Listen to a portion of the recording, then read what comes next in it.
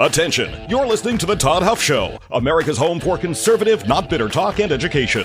Be advised, the content of this program has been documented to prevent and even cure liberalism, and listening may cause you to lean to the right.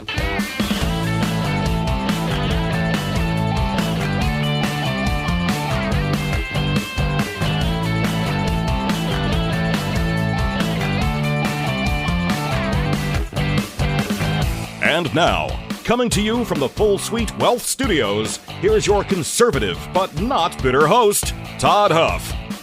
My friends, Trump is leading us towards peace, hopefully, between Russia and Ukraine. And I just, as a human being, I get the politics of it. I get that people hate Trump and all of that.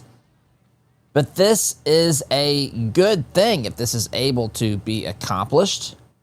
What is so bad about pursuing peace? These leftists, these journalists, make-believe journalists, and they're faux outrage. They're just upset at Trump no matter what happens. It is unhealthy. It is unhealthy. I want to talk about what happened as Trump invited Zelensky and leaders from the European Union to Washington to discuss these things. Trump is now, after leaving that meeting on yesterday, Monday, he's now prepared to make a call and begin to make the pitch to Putin for trilateral meetings with Trump, Putin, and Zelensky to try to put an end to the war in Ukraine. And we'll talk about that, my friends, here as the program unfolds. There's two other things. Well, one in particular that I want to get to, at least touch on. Texas Democrats are now back in Texas. They've accepted the unavoidable now that the Texas Republicans are going to redistrict the state of Texas in time for the midterms, which Texas Republicans believe that redistricting could get them up to 5 more Republican districts from the state of Texas. Apparently, the folks on the Democrat side of the aisle, those that have fled and were living in J.B. Pritzker's Illinois, People's Republic of Illinois, for a couple of weeks, they're willing to go back home and take this one on the chin because Gavin Newsom has committed the People's Republic of California to redistricting their state, hoping from their perspective to create 5 more Democrat districts, offsetting gains that Republicans might have overall gotten in the state of Texas. So that leads us to what happens in other states, including my state of Indiana, which could potentially, none of this stuff is guaranteed. I don't want to get into this first because I want to get into this later with what time we would have at the end of the program. But none of this is guaranteed, but Indiana could have potentially 2 more Republican seats. And there's other states out there that are being lobbied to do the same. So we'll get to those things as best we can in the time we have available, my friends. Before we get started, though, let me remind you, as you age, taking care of your body, at all ages, by the way, but especially as you age, you get to that point where you realize that you're not immortal, that you're not, your body ages, and taking care of your health becomes more and more of a priority. And taking care of your heart health in particular should be at the top of that list. Soul Tea can help you do that. It has been clinically proven to lower cholesterol for the folks that have taken it. It can possibly do the same for you as well. It's all natural. It's not a prescription. You don't need doctor's visits. It's a great first step in taking care of your heart's health. All you have to do is take 2 Salty soft gels a day. Just take them at one time together, 2 soft gels. That's all it takes. The only thing, my friends, you have to lose are those high cholesterol points. So your family needs you healthy. Your church needs you healthy and strong. Your business, your workplace. And so does the conservative movement. As my voice, there we go. Fall time for me, is when I get allergies and, I don't know, just some issues with my voice. So trying to do the best to prevent that this year. But Salty cannot help me with that, but it can help with my heart health. I take the product. You can too. It's very affordable, especially with the special price you'll get as being a listener of the Todd Huff Show. Soltea.com, S-O-L-T-E-A. That's the website. Promo code Todd will get you 50% off and free shipping. Soltea.com, S-O-L-T-E-A. Promo code Todd. So yesterday, leaders from the European Union sat down, and Zelensky sat down with President Trump, talking about trying to bring about peace, ending the war between Russia and Ukraine. Now, if you watched any of these discussions, if you watched any of the sound bites or listened to the audio clips of the interactions, you will notice a couple of things happen that the media cannot stand, which candidly is just something that's lovely to people with sense and logic. But the leaders from the European Union had a lot of good things to say about Trump, including the leader of Italy, the leader of, I think, Finland, others as well, which the media hates. They have to sit there. I just love this because they spend their entire existence trying to demonize Trump, trying to make him out to be a fascist dictator like Adolf Hitler. When was the last time, of course Hitler's long gone, but when was the last time someone like Hitler was calling, leading an effort of peace versus leading an effort of war? I mean, it's just remarkable, the things that Trump is doing. That's right there for anybody with a brain who wants to pay attention, but they like the narrative. They think that it's stuck. They think that they've got some traction by calling Trump a Nazi, fascist, dictator, thug, and they're going to stick with it. But you've got these European leaders who normally people in the media fawn over. You know, the left fawns over people in Europe because they think Europe is better than the United States of America. They think that people in Europe have it figured out. They're more progressive than the United States of America. And so they are to be admired and respected. The left absolutely loves they keep talking about Trump establishing a monarchy like it's some sort of bad thing, which, by the way, it is. But they're inconsistent on that because they fawn and fall all over themselves when talking about the royal family. It's one thing that I've never gotten into. If you want to know something almost guaranteed that you know more about than me, it's about the royal family. It's stupid to me. I have no interest in it. I don't care about prince this, princess that. I don't care. It's insanity. It just has no appeal to me, no interest, none of this stuff. These are people who live at I think the height of self-indulgence and they're applauded for their behavior. Applauded for it. In fact, I have seen a few things with Meghan Markle and was she married to Harry or whatever? I don't even know. But it's just a lot for me to take in. A whole lot for me to take in. A lot of nothing that can come from this. It's just about style and fashion and just things that matter nothing at all to the advancement of ideas and things that are actually serious in the country. But again, they fawn over these people. They fawn over the advancements that supposedly Europe has had over the United States of America. Now listen, I'm not here to criticize Europe, but let's just be honest. Europe needs the United States, I would say, a whole lot more. And it's a good alliance, don't misunderstand me. The United States is the one that carries the bulk of the responsibilities in that relationship. And Trump has tried to push some of these responsibilities back off to Europe. That's why he's had these conversations about NATO both times he's been president, his first term and this term. He's basically said, you guys have to take care of yourselves. You can't look to the United States to fund everything. Why aren't you investing into NATO the amount of money that you pledged to do? Why hasn't anyone held you accountable to this? And you'll remember some of those past meetings and so forth that I don't want to go into. I do in a way, but I don't want to do that right now. I want to stay on course here. But this is how the media typically talks about the folks in Europe in particular.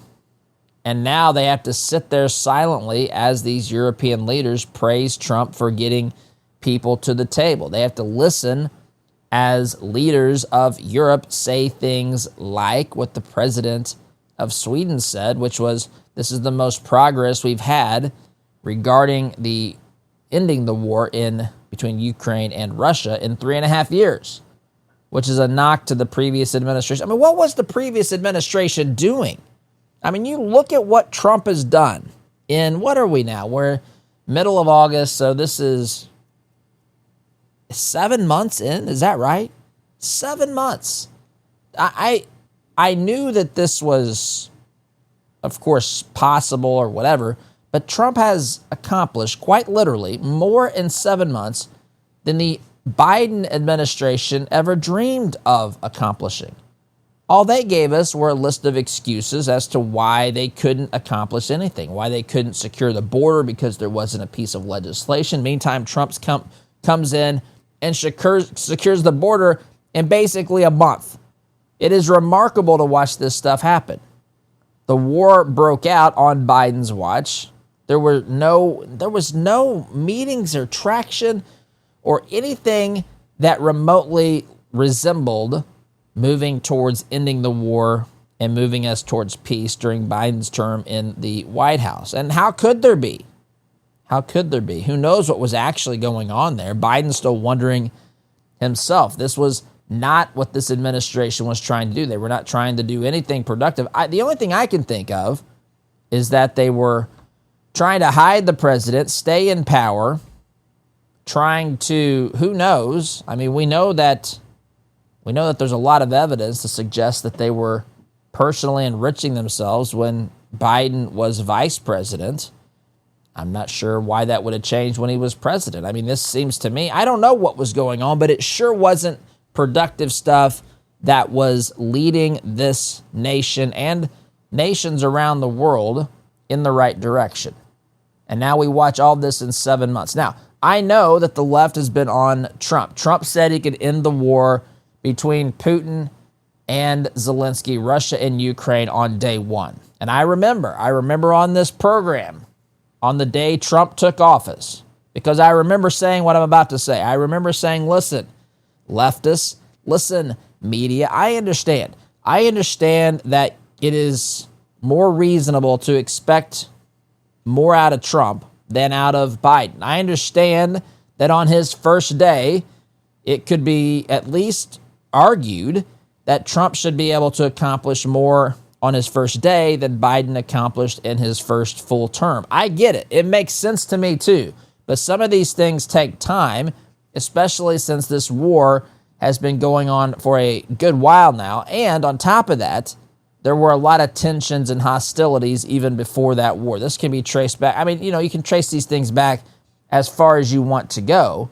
But it was 2014 when Putin, quote unquote, annexed Crimea. So this is something that has been, and of course, even well beyond that. You go back into the history books and you'll find that these things have these conflicts have their roots quite deep into the historical timeline. So when Trump says day one, a lot of people are still, after knowing Trump all these years, a decade now on the political scene, people are still taking these things literally. I think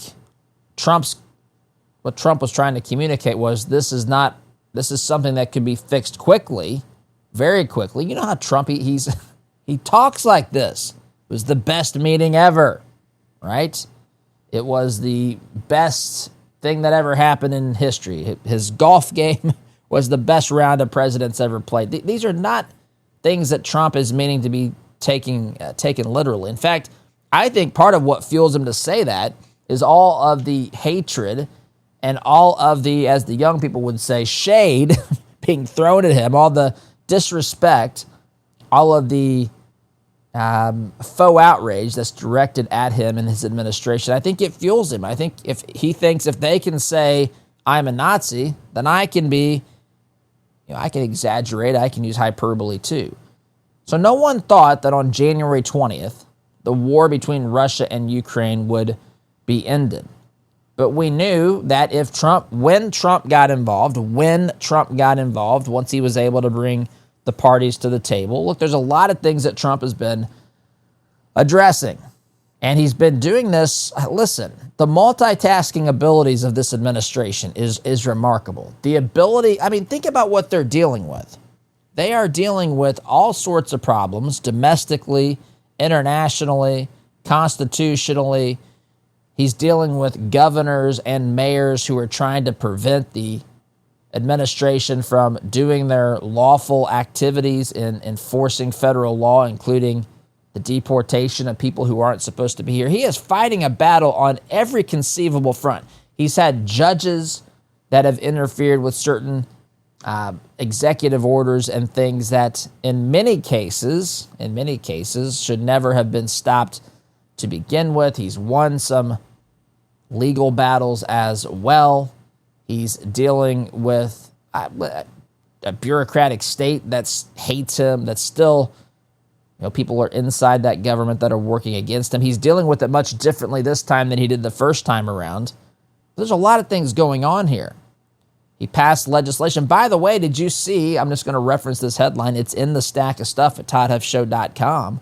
Hat tip to the late, great Rush Limbaugh. But the average American is going to see a tax liability that is nearly $4,000 less than it was before this legislation was passed.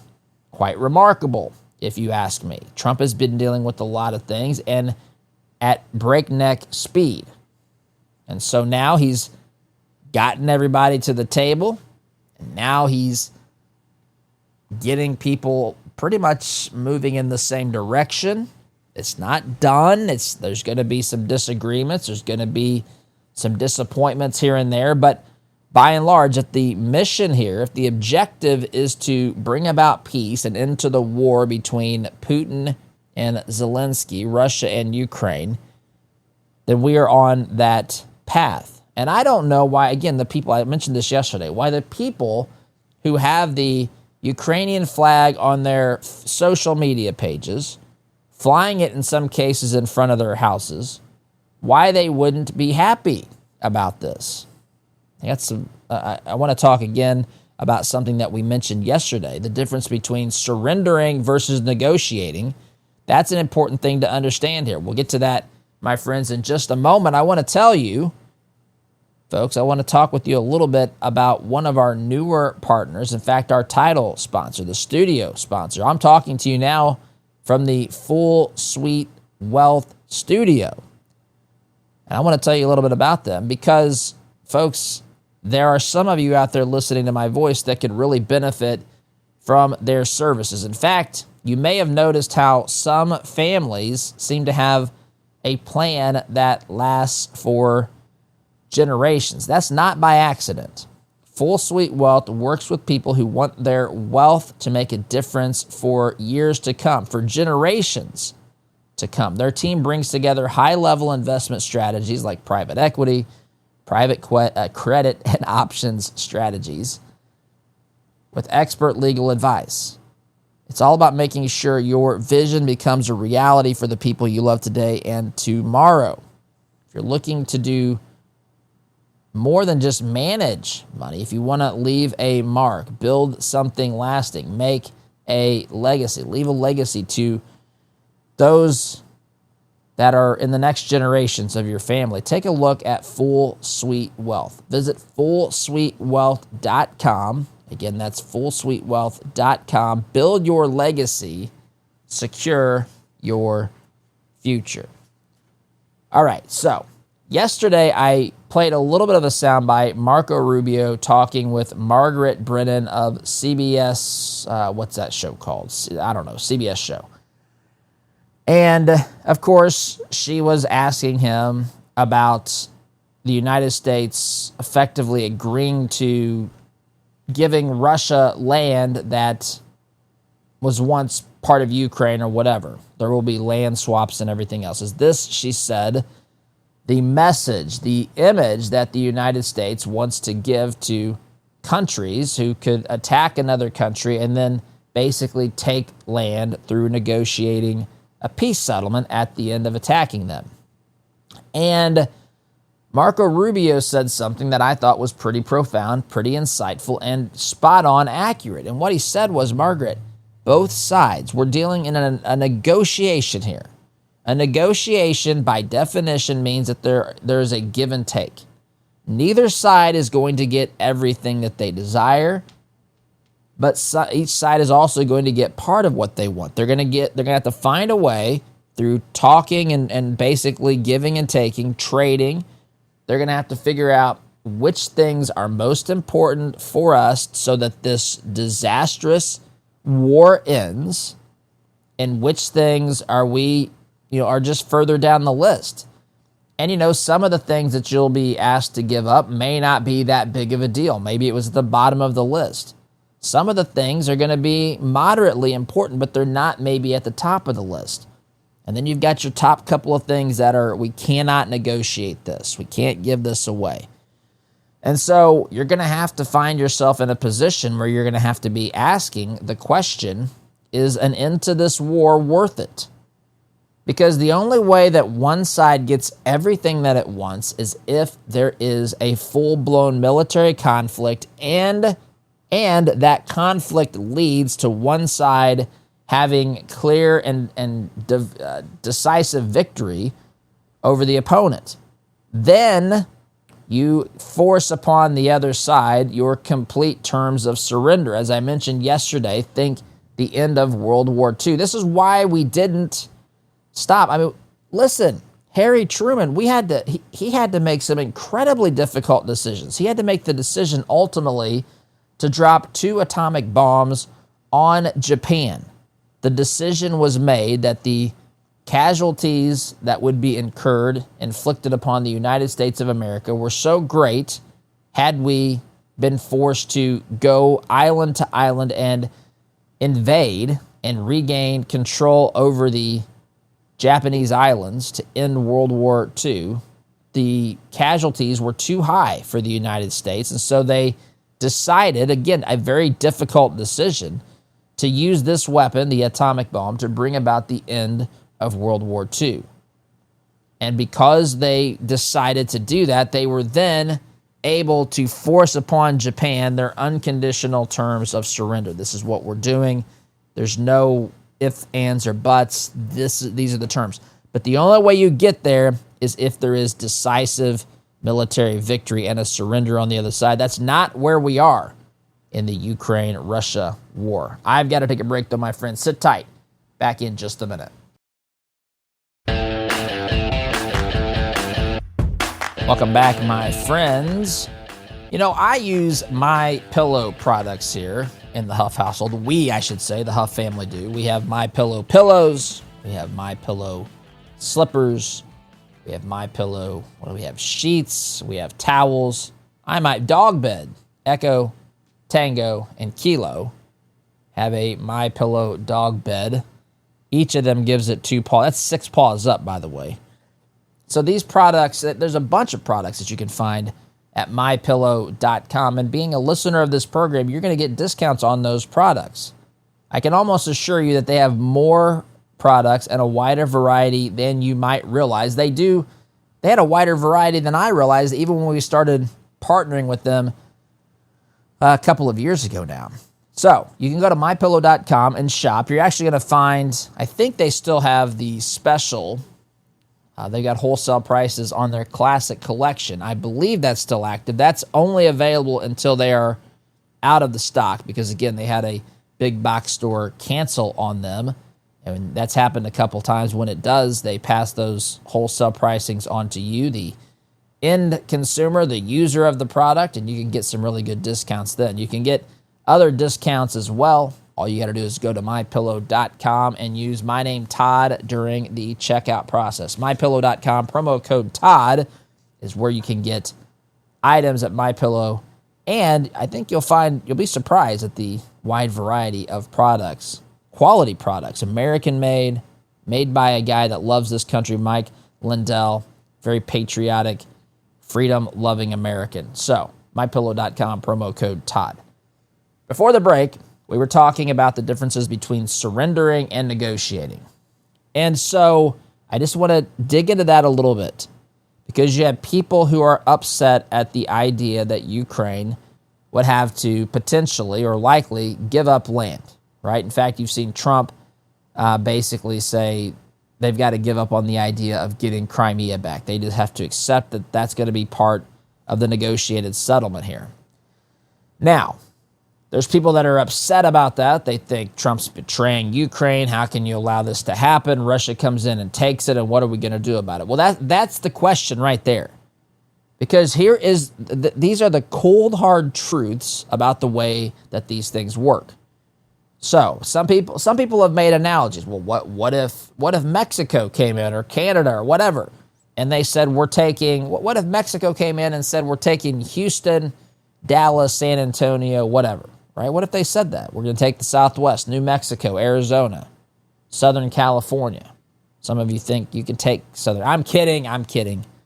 But the idea would be, well, we would probably immediately fight to drive them out. And see, that's an advantage of having the biggest and baddest military on the face of the planet. We decided, look, we've invested in this, we take the sovereignty of our borders seriously. You think you're going to mess around and take over our country? Think again. We're going to whoop you. We're going to drive you out. And we might even take some of what you have to create a buffer to prevent this from ever happening again in the future. Okay, that's fine. But that's not what's happened.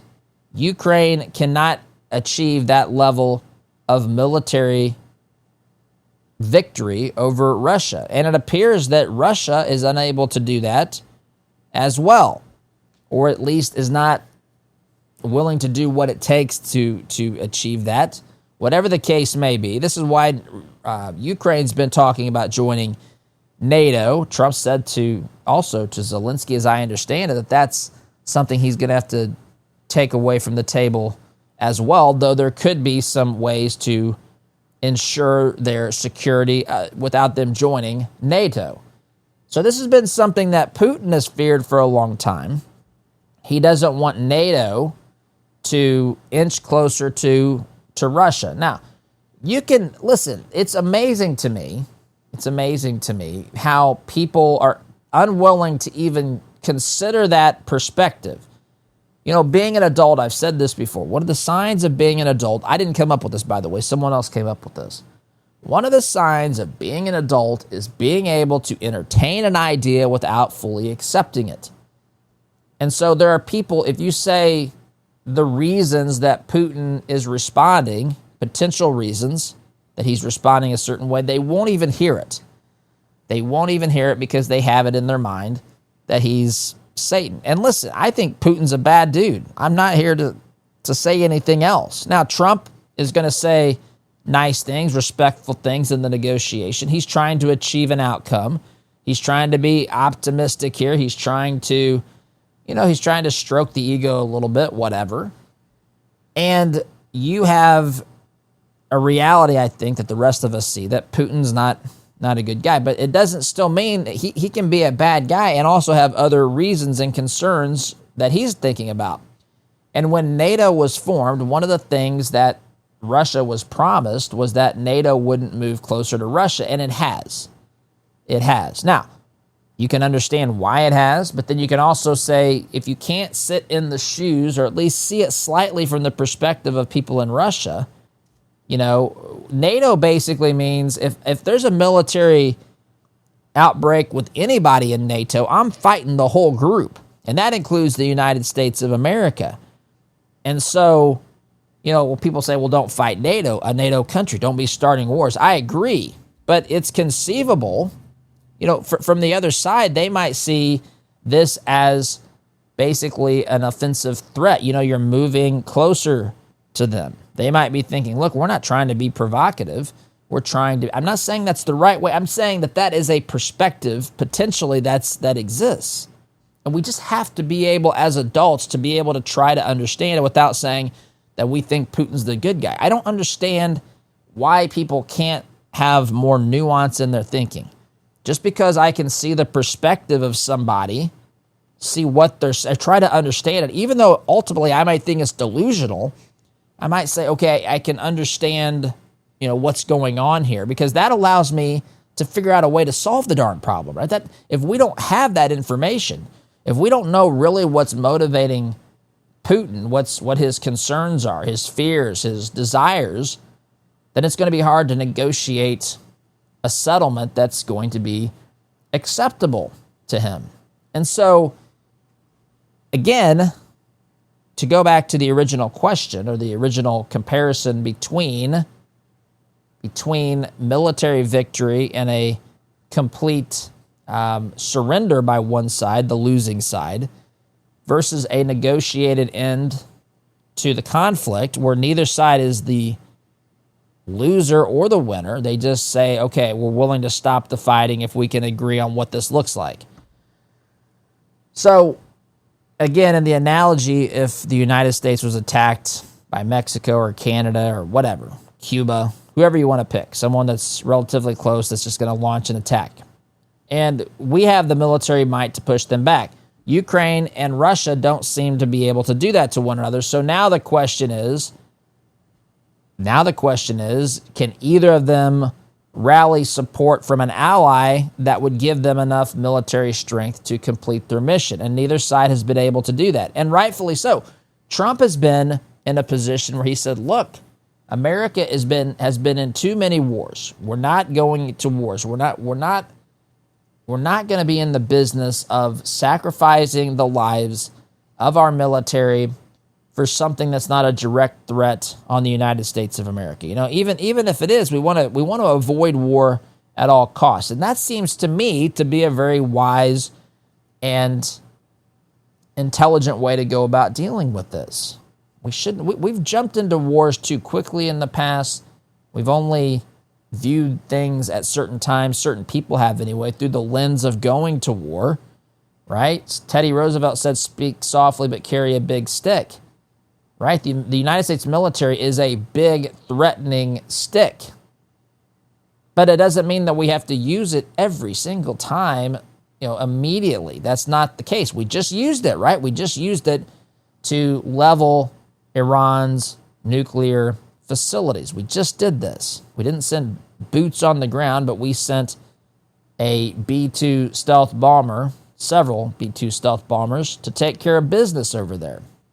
And so if Ukraine can't get American military support or NATO military support, and Russia can't get another country, this is going to be a stalemate. And so are you going to just let this thing fight out inevitably?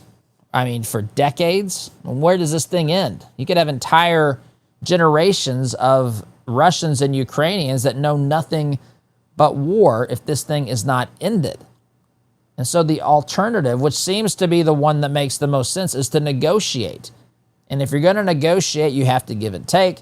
If you're going to negotiate, there may be something that's fairly important to you that you're going to have to give up to bring about the greater good of no war. I'm not saying this is simple. I'm not saying that this is easy. I'm not saying that this is something we should all just be completely okay with, but having peace and ending the unnecessary death and violence seems to be a very, very important thing, I would think, for both nations to want to achieve. So, timeout's in order, my friends. Sit tight.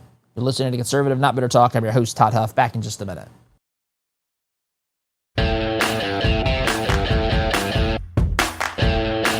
Welcome back, my friends. Third and final segment of today's program. Don't fear, we'll be back tomorrow. And if you've missed anything, you might be a new listener. If you've missed anything, we'll forgive you this one time. But you can go back to the archives at toddhuffshow.com. Download the podcast wherever you would listen to podcasts, Apple Podcasts, Spotify, iHeartRadio, whatever. Catch up on episodes you may have missed there. You could check out the Todd Talks, which you can find at least the written version. We're changing some things here. Internally. We used to have a video version. We might go back to that, just working on a few things, trying to improve and streamline some things. But anyway, all that can be found at toddhuffshow.com. Folks, let's talk about something important, our money. You've worked hard for it, but is it working hard for what you believe in? At 4-8 Financial, they specialize in biblically responsible investing. That means they help screen out companies that do not align with your faith and your values, and they help create a plan that fits your goals and your purpose. Here's the best part. They'll show you right now how your current investments stack up against your values. So you can go right now to 48financial.com/Todd, and that's the 4 and the 8 are the numbers, not spelled out, but 48financial.com/Todd, and you can take an assessment to see if the companies you're invested in share your values. Now, we're not being overly critical here. We're saying, what are the things that they're supporting?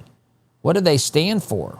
What are they making donations to? Are they supporting abortion? Are they supporting the trans agenda? Are they truly in favor of free speech? Things like that.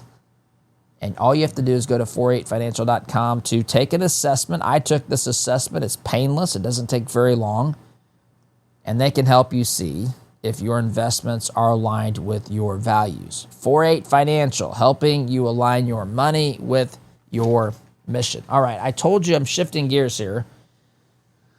I did my best to cover the negotiations and all the things that are happening. Of course, there's a lot that we could have talked about, but I want to leave that where it is for now, because obviously this is going to be a developing story. But I want to take the time we have remaining and update you, because I mentioned this off the top.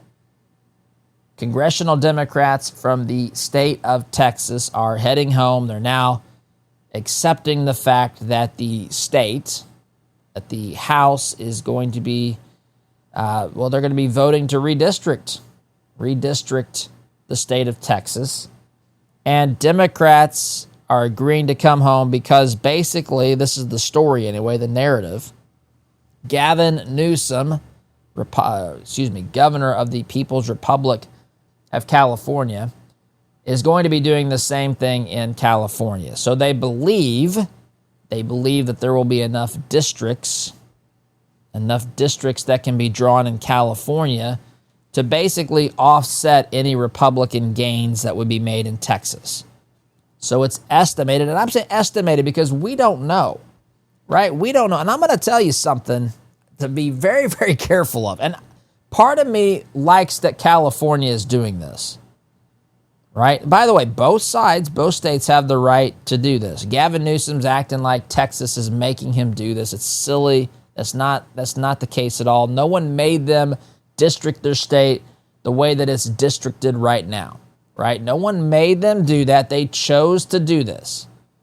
And people like to say, well, the state is X percent Republican, but they only have X percentage of congressional districts. I think in California, it's 40-some% of the state of California votes Republican, but it's something like 17% of the districts. I'm going from memory.